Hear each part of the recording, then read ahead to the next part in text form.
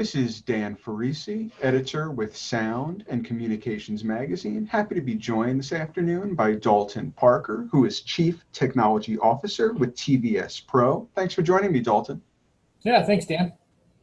So we want to talk about a lot of things this afternoon. Obviously, the elephant in the room, so to speak, is COVID-19, which even though the situation is improving, obviously it's had a tremendous effect over these last 5, 6, 7 months on the commercial AV industry, really on all industries in the US and globally.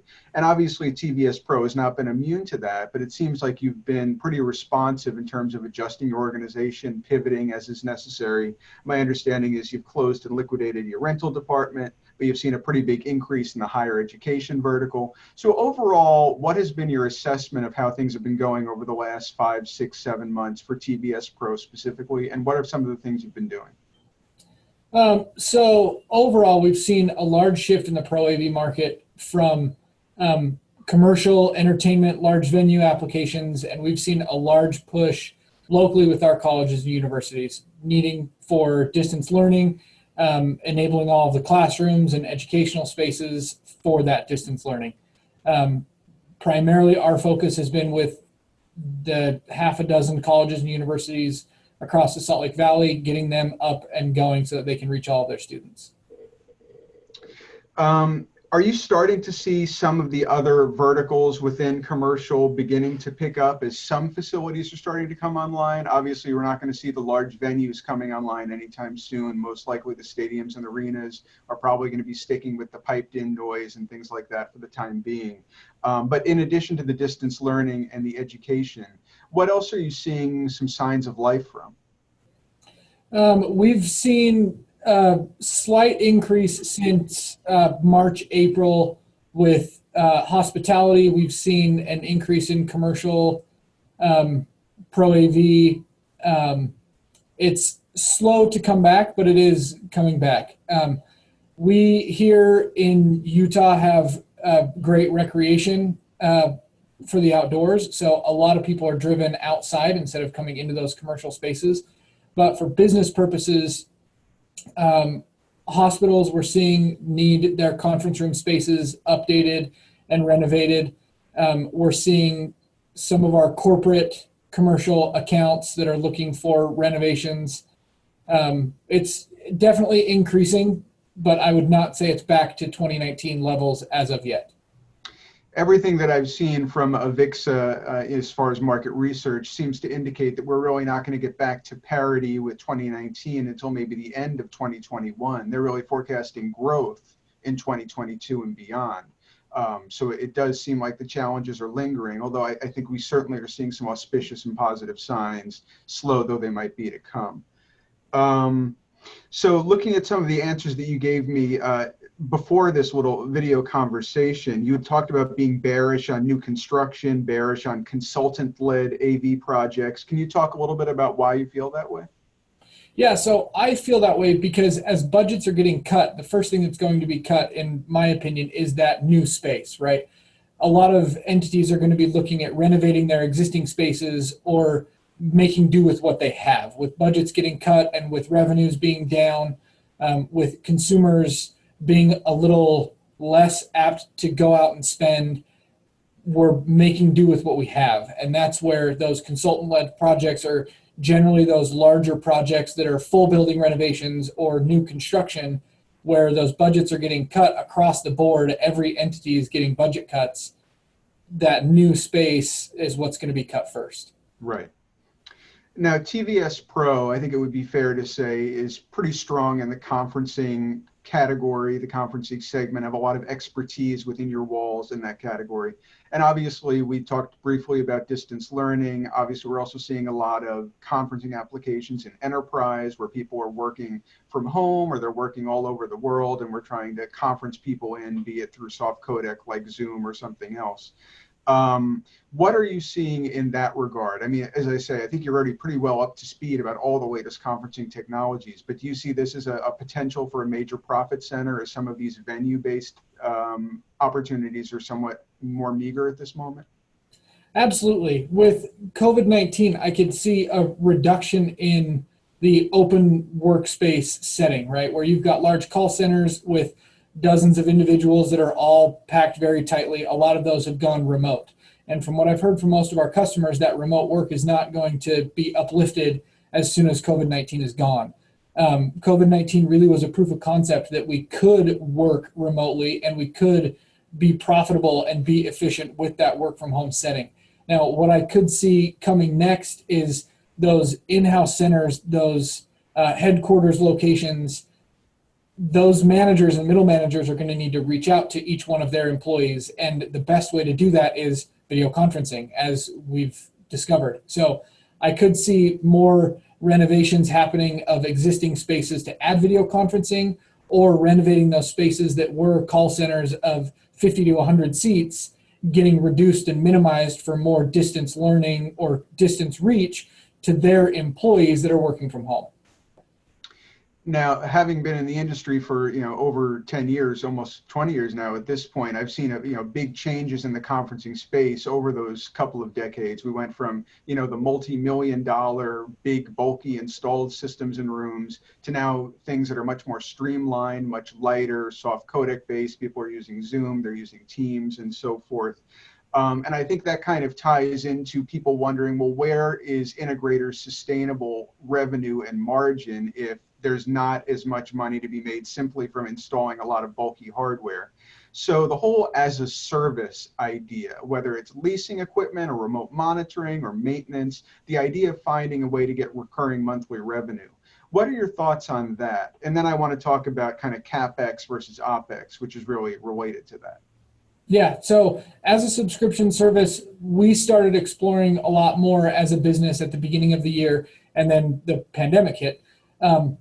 But I think there's incredible revenue opportunities for the as a subscription service, or as a subscription model. As we're shifting from Pro AV and IT merging together, right, we have all of these IT managers who may not know AV, but they need answers and they need solutions, and they want those solutions on demand, right? So with that comes the cloud connected services, where we need all of those devices to show that they're online remotely. And with that, they're not expecting it for free. So with that subscription service, we can be monitoring that remotely to make sure that all of their rooms are online, all of their equipment is online, and everything stays connected. With that subscription model, we can, with cloud connected power strips and cloud connected devices that we can remotely power cycle or remotely troubleshoot, we can offer that service to our customers in a recurring revenue model. And when you talk to your customers and your clients, or even when you're kind of gauging opportunities with potential customers or potential clients, are you finding that right now capital expenditure budgets are kind of constrained, whereas they're looking for ways to integrate technology in an operational expense kind of a way? Or is there a limitation to capital budget at this point, whereas if you can make it an operational expense, you can kind of unlock a potential for a business? Absolutely. Anyone who says capital expenses are not being shortened, I think is not looking long term. Yes, there's a lot of COVID money. There's a lot of resources that are out there to be applied to purchases, but that's not a long-term solution.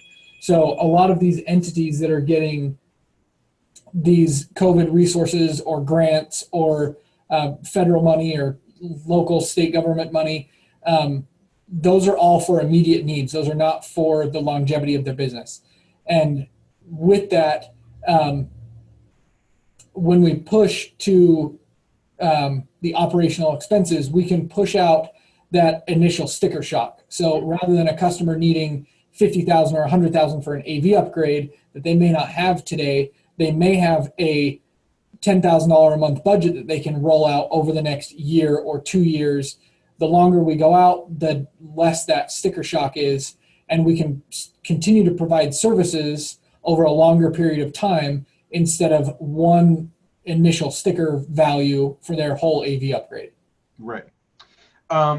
it seems to me, just from this conversation, and again, some of the answers you gave me prior to us doing the video chat, the TVS Pro has been a pretty responsive organization when it comes to COVID-19. You know, as I say, making changes to your rental department, essentially liquidating it. You're not trying to ski uphill. You're trying to go with where the direction of the market is and take advantage of opportunities as they present themselves.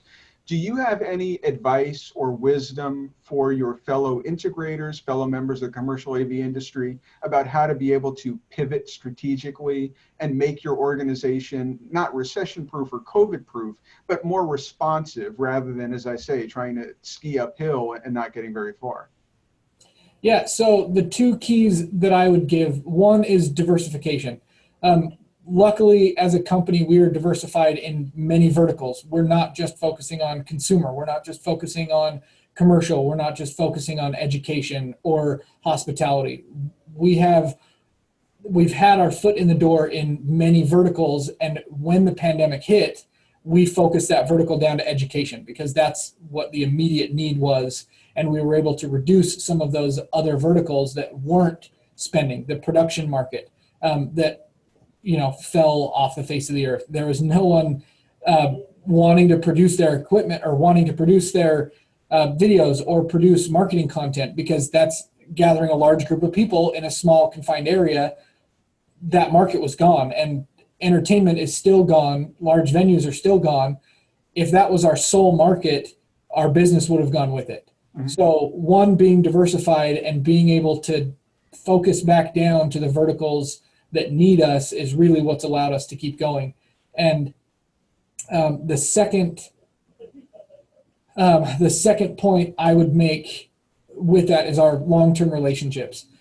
We've been in the business for 67 years. The company has been here, and with that comes long-term relationships. And with the colleges, with the universities, we've been working with them, a lot of them since their inception or since our inception as a business. So when the need came up for immediate AV response, we were that company that they've been working with for dozens of years. So they were able to come to us and we were able to act quickly and get them the response that they needed. Having those long-term, multi-decade, in some cases, relationships, I would have to think is really invaluable. TVS Pro is not the new company on the block. They're the company you've been working with for years and years, who've always provided the excellent service and support that you expect. And those are the kinds of relationships I think that power through even the most difficult times. Absolutely. Well, I really appreciate your insights and your wisdom. I thank you for taking time to chat with me. This has been Dan Ferrisi, editor with Sound and Communications Magazine. Happy to have been joined by Dalton Parker, Chief Technology Officer with TVS Pro. Thanks again, Dalton.